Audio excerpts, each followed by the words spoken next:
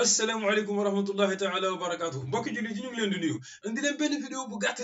si benn ngandamal ma mu sëriñu wahabiya bu tudd naka Mouhamed Ousaymin Salih Ousaymin Mouhamed maanaam ibnu Salih Ousaymin dafa nekk bokk si kàngamu dëgg-dëgg mag ngand ponkal ñoom sëriñ voilà très bien pour faire simple xam ngeen docteur Ahmed Lo moom ay sëriñam ay maître am ay baayam kii si la bokk mu ngi tudd Salih Ousaymin dafa indi fii benn njàngale bu doy waar njàngale bu yéeme boo xam ni mbooleem ibaadu yi ku leen ko tuddaloon te jugewul si kii mun nañ ko weddi bu ko keneen tuddoon koo xam ne bokkul si ibaadu dañ koy weddi dañuy naan day inventé dañuy naan ay xarfa fuufa la dama bëgg na ngeen déglu vidéo bi bu baax a baax incha allah. wa kaana an-nabiy sallallahu alayhi wa sallam يعفي رأس شعر الرأس كما سبق، فكان رأسه كثيرا فبدأ بالشق الأيمن فحلقه، ثم دعا أبا طلحة رضي الله عنه الأنصاري وأعطاه شعر الشق الأيمن. kon fii Ibn Uthaymin mu ngi nettali mu ne Yonent bi sallallahu alayhi wa sallam dafa amoon kawar yu bëri bi kawar yi bëree mu wat bopp bi mu ngi tàmbalee nag côté ndeyjoor bi mu watee côté ndeyjoor mu woo benn saxaaba bu tudd Abu Talha mu woo ko ak Abu Talha bi bu ñëwee Yonent bi jox ko kawar maanaam les cheveux kawar côté ndeyjoor côté droite mu jox ko fu mu ne nii loolu nettaligum كله شعر الشق الأيمن كله، ثم حلق بقية الرأس ودعا أبا طلحة وأعطاه إياه وقال اقسمه بين الناس الشعر. نانا بيمو واتي كوتي càmmoñ bi mu woowaat ba tey Abu Talha mu jox ko karaw yooyu bu côté càmmoñ bi côté gauche mu ne ko na ko séddale nag bii saxaaba yi. فقسمه، فمن الناس من ناله شعرة واحدة، ومنهم من ناله شعرتان، ومنهم من ناله أكثر حسب ما تيسر. mu ne kon bi mu ñëwee di séddale kawar yi am na ñoo xam ni benn kawar la ñu am maanaam benn poil ñii am na ñaar ñii am na ñu ko ëpp. لماذا؟ لأجل التبرك بهذا الشعر الكريم. mu ne lu tax Yonent bi digal Aba Talha na séddale kawaram yi si biir nit ñi mu ne ndaxte nit ñi saxaaba yi dañ doon barkeeloo kawara Yonent bi kawaram saxaaba yi dañ ko doon barkeeloo moom loolu expliqué. شعر النبي عليه الصلاة والسلام، وكون أبي طلحة خصه الرسول بالجانب الأيمن كله يدل على أن من الناس من يختص بخصيصة يخصه الله بها، وإن كان في الصحابة من هو أفضل منه. nee na nag boo gisee njàngale mu am solo nee na nag boo gisee Yonent bi jagleel Aba Talha benn moitié karaw bi mooy maanaam côté droit bi te am na saxaaba yu ko gën fuuf yu nekk foofu te amuñu loolu mu ne jagle boobu mu ne loolu nag day am si ay nit mu ne nit day am moom Ousaymin moom mooy jàngale sëriñ ñoom Ahmed Lo lu tax affaire bi am solo mooy kii directeur ñoom Ahmed Lo seen patron la mu ne soo gisee nag Yonent bi jox Aba Talha mais mu jox ko côté karaw bu droite bi kase moom dong mu ne parce que si nit ñi dafa am ñoo xam ne yàlla moo leen di jagleel daf leen yàlla moo leen defaral ay jagle ñoo xam ne ñu leen gën amuñu xam jagle boobu moom nii la ko jàngalee yaa ngi dégg wax ji kon nga dégg si ni que c'est pas parce que nit waxal nañ ko am na jagle diw wala am na jagle sàngam moom moo raw saxaaba yi wala moom moo gën saxaaba yi déedéet jagle ngëneel si loxo yàlla nekk ku ko soob la koy jox. فأبو بكر وعمر وعثمان وعلي وكثير من الصحابة أفضل من أبي طلحة، لكن فضل الله عز وجل يؤتيه من يشاء. yaa ngi dégg muy wax naan si biir saxaaba yi am na ñu bëri ñu mel ni Seydina Abu Bakar Omar Ousmane Ali ñu gën Aba Talha waaye nag Yonent bi teewul mu jagleel ko côté droit karoom bi rek mu ne ndaxte ngëneel si loxo yàlla nekk inna al fadla bi yadillahi yutihi man yasha. وكان الصحابة يتبركون بشعر النبي عليه الصلاة والسلام وبثيابه وبعرقه، لكن غيره لا يتبرك بشعره ولا ثيابه ولا عرقه. وكان fii nag Ibn Uthaymin dafa def lu ñuy woowee ijtihaad. ijtihaad mooy lan? ijtihaad mooy nga fekk benn mbir mu am nga dugg yow si texte yi nga def sa effort de réflexion nga dugg si texte yi jéem a génnee benn explication. moom dafa ni ku dul yonent bi kenn du barkeelu ci sa dara. loolu nag ijtihaad bu jóge si moom parce que amul benn texte bu ko wax. alquran waxu ko, hadis waxu ko, borom xam-xam yi kenn waxu ko. lii nii moom moo ko waxal boppam, ijtihaadu boppam la. parce que yonent bi waxu ko fenn, yonent bi waxul fenn ni que sama karaw rek wala sama yére dong la ñuy barkeeloo, kenn du barkeeloo yére keneen wala leneen. kon lii ijtihaad la. te ijtihaad nag nit bu def ijtihaad, nit am na droit def ijtihaad bu si eggee, waaye mun na def xataa wala mun na def sawaab. xataa mooy mun na juum, sawaab mooy mun na am dëgg. lii nag mu wax ni moom nekkul loo xam ni dafa nekk à l'unanimité, borom xam-xam yi loolu la ñu wax.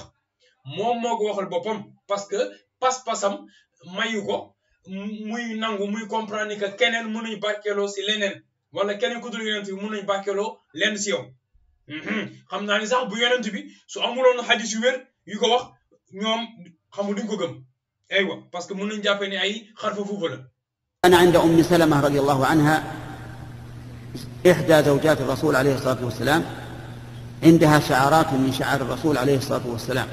fii nag mu ngi nettali léegi leneen mu ne am na benn soxna yonent bu tudd Umm Salma amoon na ay kawar yonent bi yu mu yoroon moom soxna yonent bi ay kawar yonent bi yu mu dencoon. وضعتها في جلجل يعني طابوق من الفضة وجعلته من الفضة تكريما لشعار الرسول عليه الصلاة والسلام. فكان الناس إذا مرض عندهم مريض جاءوا إليها. mu ne ko moom soxna yonent bi mu ngi amoon ay kawar yonent bi denc ko si benn bërëb bu rafet ndax teral te ndax tedd ngay kawar yonent bi. mu ne dafa amoon biir Medina bu nit ñi feebaree dañ daan ñëw seet ci soxna yonent boobu sallallahu alayhi wa sallam. وصبت على الشعر ماء وحركته ثم أعطته المريض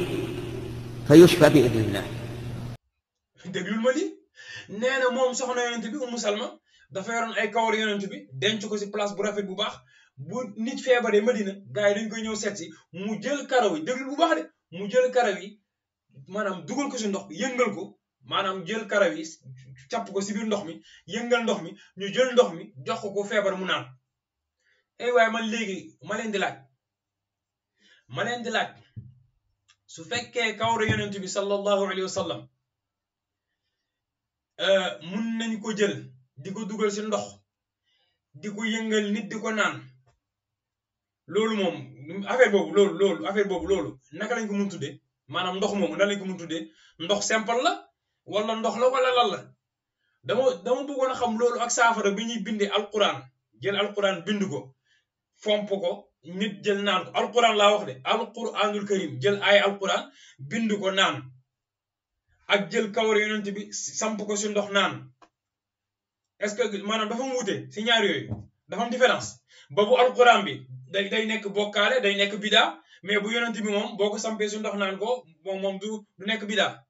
te et puis sax par ailleurs dama bëggoon a xam yéen ibaadu wala wahabi wala salaf wala képp ku yor seen esprit est-ce que mus ngeen dégg lii hadis bi wóor na ma ni am na ñu bëri si yéen mus ñu ko dégg musuñu ko xam te xissa bi dina leen jaaxal donte dinañ def semblant ne que lu normal la musoo leen dégg lii musoo leen ko xam.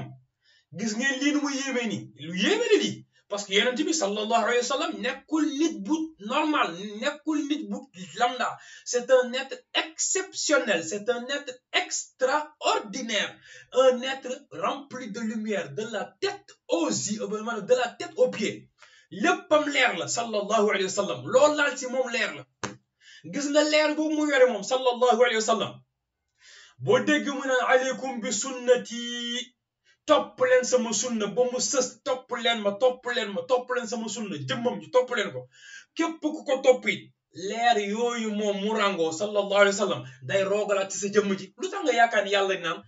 nañu topp rasul lu tax ngeen yaakaar ni yàlla wax nañ topp yonent bi parce que leer yi mu ràngoo leer yi nekk si jëmmam ji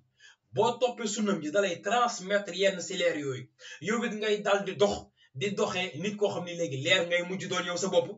du yow yaa exceptionnel de non non non non non parce que yonent bi nga topp sallallahu alayhi wa sallam moom la ay leeram di roogalaat ci sa kaw in tutiuhu tahtadu boo déggee loolu wax ju yéeme la boo leen ko topp du jub loolu mooy la nga topp nit rek jub topp ko rek jub comment ça nga topp rek jub mais am na ñoo xam ne nit nga kan ngay gis mu jub dox nga topp ko mu jub kan ngay gis mu jëf nga jëf ko moom jub non yonent bi parce que yonent bi bépp jëfam boo jëf am na ay leer yoo xam ni day bàyyeekoo ci xadara yàlla ba di branché wu si yow lépp lu mu la digal nga jëf ko boo ko jëfee day am leer yu ñëw sotteeku si yow su ko defee yow it da ngay mujj doon nit ku yàlla barkeel yaa ngi dégg nekkatul yow non non non non lii yàlla def si yow la mu jaare ci sunna yonent bi li ngay topp lii ngay dégg barkeelu bi ngay dégg bokkul ak bokkaale yàlla non non non barkeele wuñu si yonent bi parce que jëmmam ji moom nit ki non lii yàlla def si moom barke boobu la ñuy wut alquran tamit li si yàlla def si leer moom la ñuy wut moo tax nga gis nit ku feebar jàng alquran wér moo tax nga gis nit ku feebar jël alquran bind naan wér dama bëgg en fait def benn invitation pour ngeen delloo si seen xel xam ni du loo xamul rek nga weddi parce que yéen dañ ni leen yaree malheureusement nag application bi ñu installé si yéen mooy weddi loo xamul application bi ñu installé si yéen mooy lépp lu génn lu ordinaire da nga koy weddi application boobu nag moom laa bëgg a dimbali leen pour ngeen désinstallé ko boo leen ko désinstallé wee ngeen xam ni monde xëy bu dafa am ngeen xam ni monde xaqiqa dafa am ngeen xam ni